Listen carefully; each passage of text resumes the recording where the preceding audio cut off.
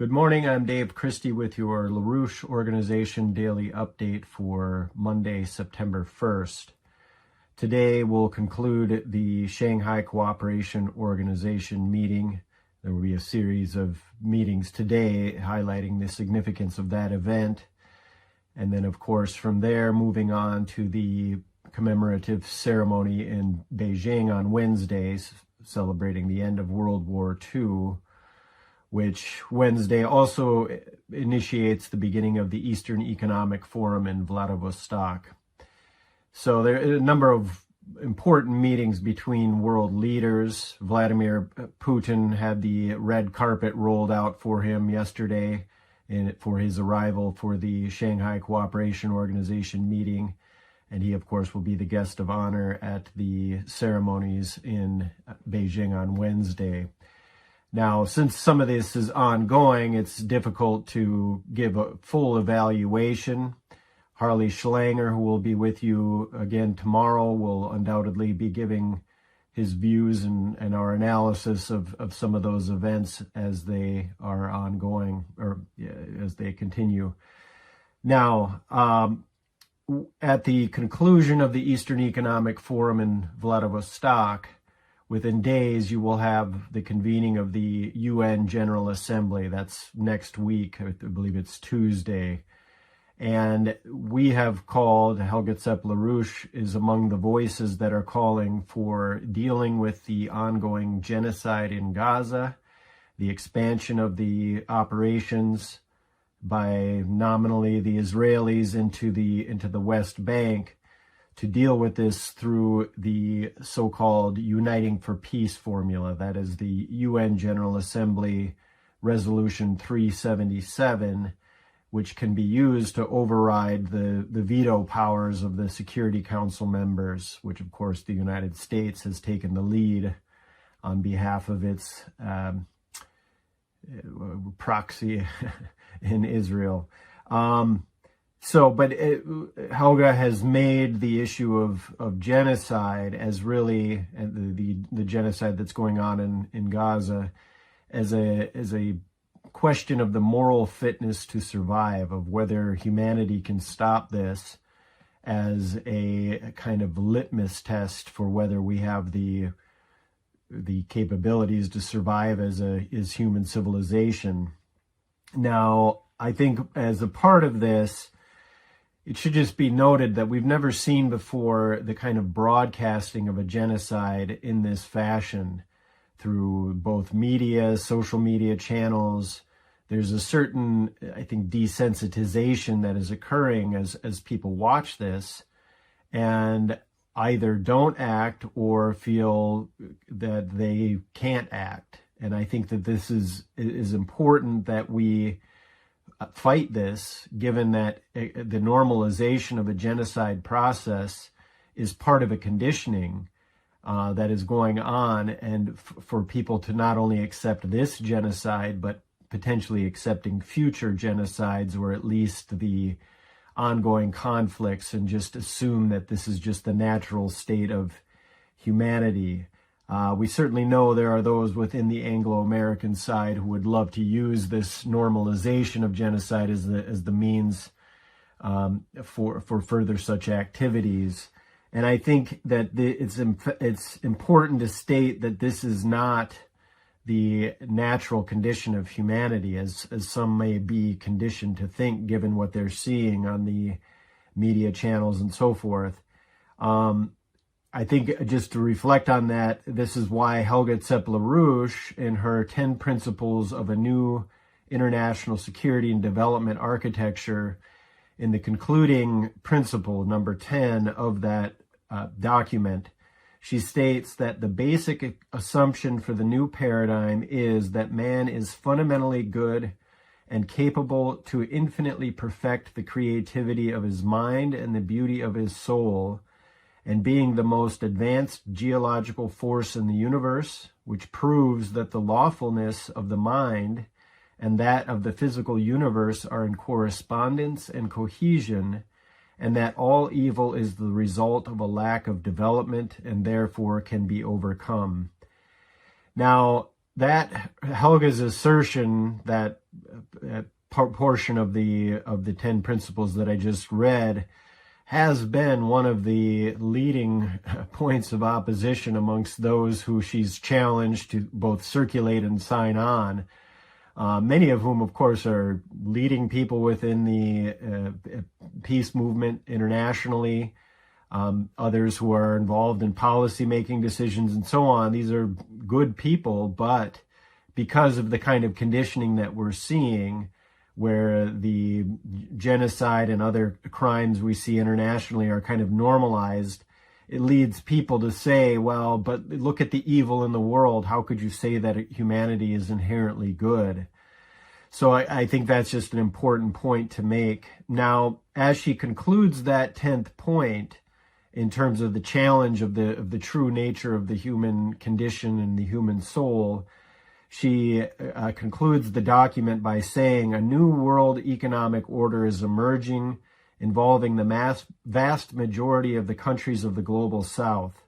The European nations and the U.S. must not fight this effort, but by joining hands with the developing countries, cooperate to shape the next epoch of the development of the human species to become a renaissance of the highest and most noble expressions of human creativity.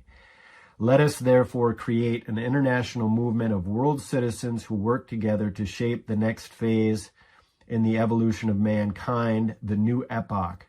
World citizens of all countries unite. So that's how Helga concludes it, and I think that is where we are at, that the clash of civilizations agenda led by the neoconservatives over the recent decades, we can bring that to an end, that view. Now, as I mentioned, we are exploring or calling for the passage of the Uniting for Peace resolution at the upcoming UN General Assembly. Again, that can override the block from the other members of the Permanent Security Council, or the permanent members of the Security Council. And that can override and get action in terms of the immediate situation inside of Palestine. Now, I think it's obviously the United States has led all attempts to veto not only the long-standing vetoes of Palestine's recognition in the UN General Assembly and as a member state instead of just being an observer state. In addition to that, we have the unprecedented action by Marco Rubio's State Department, which has just denied visas for the Palestinian delegation to enter the United States and attend the upcoming General Assembly at the United Nations. Now, will this be acted on in the UN General Assembly? We have yet to see, but we are certainly, Helga Zepp-LaRouche and others that she's worked with in the global peace movement, some of whom have attended the International Peace Coalition, those forces are mobilizing to make this happen. But the other part of this is we have to recognize that the world is changing and will be changed on the other side of the upcoming meetings in China and Russia at the Eastern Economic Forum, and that it's important to recognize that the world is indeed changing, especially for those of us in the so-called West who view the world from the prism or the lens behind the media and social media channels and so forth. So anyway, we'll have more of an evaluation of what has occurred in some of the meetings. As I mentioned, the Shanghai Cooperation Organization meeting is ongoing, but we'll give further evaluation on that. What we do know so far is that Modi and Xi Jinping, the Prime Minister of India and the President of China, did meet. Coming out of that, Modi said in a statement, or in notes to the press, he said the cooperation between us is linked to the interests, that is the cooperation between China and India, is linked to the interests of 2.8 billion people of our two nations, and said that their cooperation will make the 21st century a genuine Asian century. For his part, for Xi Jinping's part, he noted that China and India are two ancient civilizations in the East and the world's two most populous countries. Therefore, we should enable each other's successes and have the dragon and the elephant dance together. So I certainly think that's a poetic way to state it. There's a number of other bilateral meetings that have already occurred and will be occurring at the Shanghai Cooperation Organization meeting. Putin has had a meeting with Armenian Prime Minister Nikol Pashinyan. That apparently was also attended by the president of Belarus, Lukashenko. Putin is also scheduled to hold bilateral meetings with Indian Prime Minister Narendra Modi, Turkish President Recep Tayyip Erdogan, and Iranian President Mossad Pezeshkian. So obviously a lot coming up. Now, Putin is supposed to brief Xi Jinping and Modi on the summit in Alaska, that of course being the summit that Putin held with Donald Trump recently. He will also be apparently briefing other members of the Shanghai Cooperation Organization meeting on the outcomes of the Anchorage summit. Now, Putin apparently said that the understandings reached at the Alaska summit can pave the peace for peace in Ukraine. Now, obviously, the Russians have been clear that the European Union and Ukraine itself have been sabotaging the efforts that came out of the Anchorage summit. So that's an ongoing battle. But in terms of the question of the potential of a dialogue between Putin, Modi, and Xi Jinping, one is to be clear that, or just to make the point, that Modi will be heading the BRICS summit next year, will be in charge of the BRICS presidency for 2026. But in terms of the meetings there at the SCO and the potential of Putin, Xi, and Modi to meet, I think it's worth recalling that that dynamic of Russia, India, China, the so-called RIC format, was indeed the foundation of the BRICS. It's been noted by numerous times. Sergei Lavrov has stated, that's the foreign minister of Russia, has stated on a number of occasions that the BRICS was an outgrowth of the RIC format. I'll come back to that. But whether or not the RIC format is revived, I think that Trump has gone a long way in solidifying the overall dynamic there, given his sanctions on India, or tariffs, I guess you should say, which they're being called.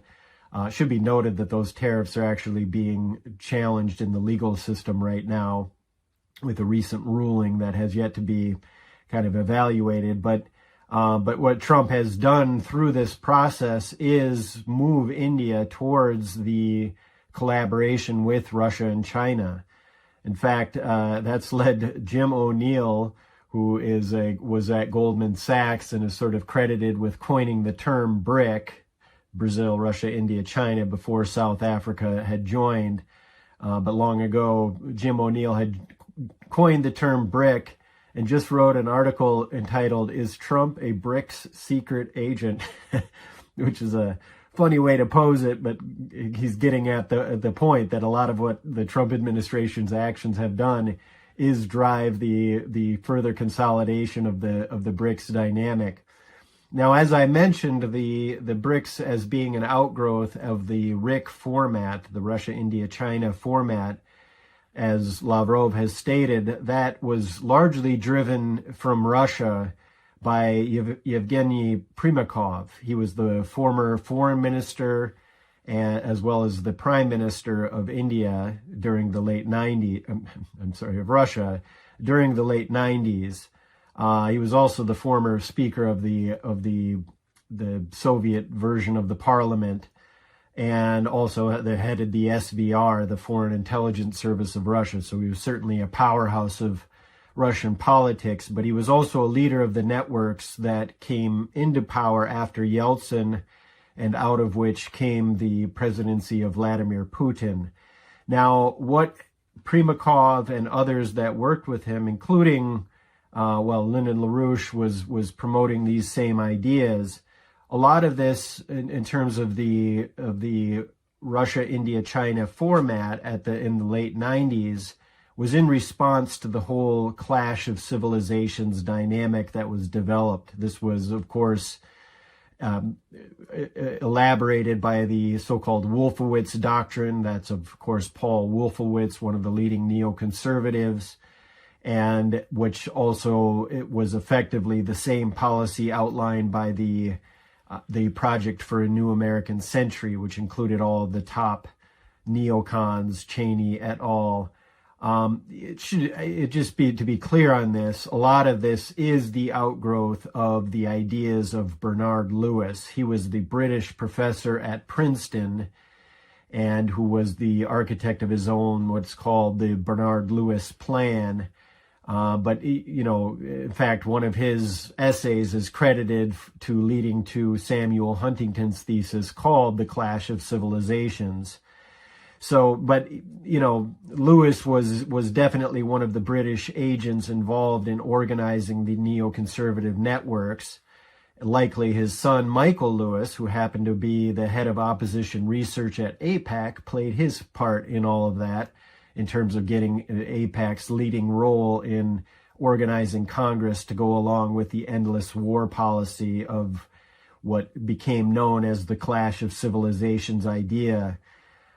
So I think, that this also, in terms of, I think it's important to recognize LaRouche's role in all of this process, because, after the Berlin Wall fell, which LaRouche had forecast as part of his broader forecast, that he said that if the Soviet Union did not accept the Strategic Defense Initiative and instead pursued the arms race at the expense of its physical economy and the relevant attrition thereof, that the Soviet Union would collapse. Now, when the Soviet Union collapsed and the Berlin Wall fell as the precursor to that, LaRouche had posed what he called the productive triangle between Paris, Berlin, and Vienna, which was to be the kind of development corridors, which, following that, LaRouche had expanded that idea, which he called a new Silk Road, which was to be expanded across the Eurasian landmass. Now, unfortunately, LaRouche was unable to participate in these dialogues, given that he was thrown into prison by the layers around the Bush Sr. Crowd, both while as vice president, and of course LaRouche was in prison under Bush's presidency. But that crowd intended that LaRouche's voice would not be heard. Now, what happened was, and of course I should note that one of the leading figures getting LaRouche thrown into prison on the legal side was none other than Robert Mueller. He apparently is making headlines that he can't be testifying in the Epstein matters, given his recent Parkinson's diagnosis. He also probably, at least was exhibiting amnesia during the hearings over the failed Russiagate operation. I'm sure he'd be happy that he can't testify if there's anything else that comes up for his role in Russiagate.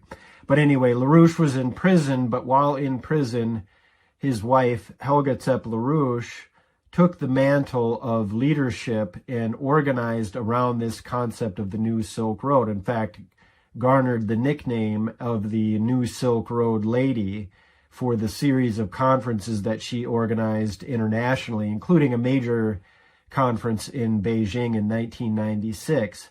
But this all fed into the kind of call for an international development and security architecture that was even being enunciated by the LaRouches back at that point, with the Silk Road concept at the center of that.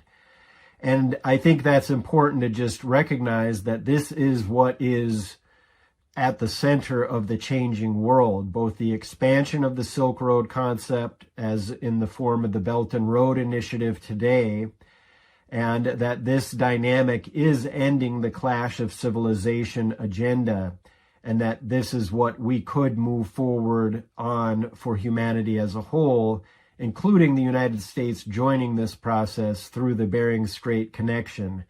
So it's not too late for that to be put on the agenda at the upcoming Eastern Economic Forum and other forums in between now and then. It's not too late for Donald Trump to fly to Beijing on Wednesday. We still encourage him to do that and engage in a dialogue with both Vladimir Putin and Xi Jinping, as well as potentially other world leaders. But, you know, this is the changing world dynamic out of which, coming up in this upcoming UN General Assembly, we could get action to shut down the clash of civilizations as being expressed in the genocide in Gaza and further British plans for the expansion of Greater Israel and so forth. And that is what we intend to do at the LaRouche Organization and the work of the Schiller Institute. And we encourage you to join with us in this mobilization in the immediate days ahead. Sign up now for this Friday's International Peace Coalition, which will be an important step in this whole process. So stay tuned to the LaRouche Organization. Harley Schlanger will be back with you tomorrow for your daily updates. And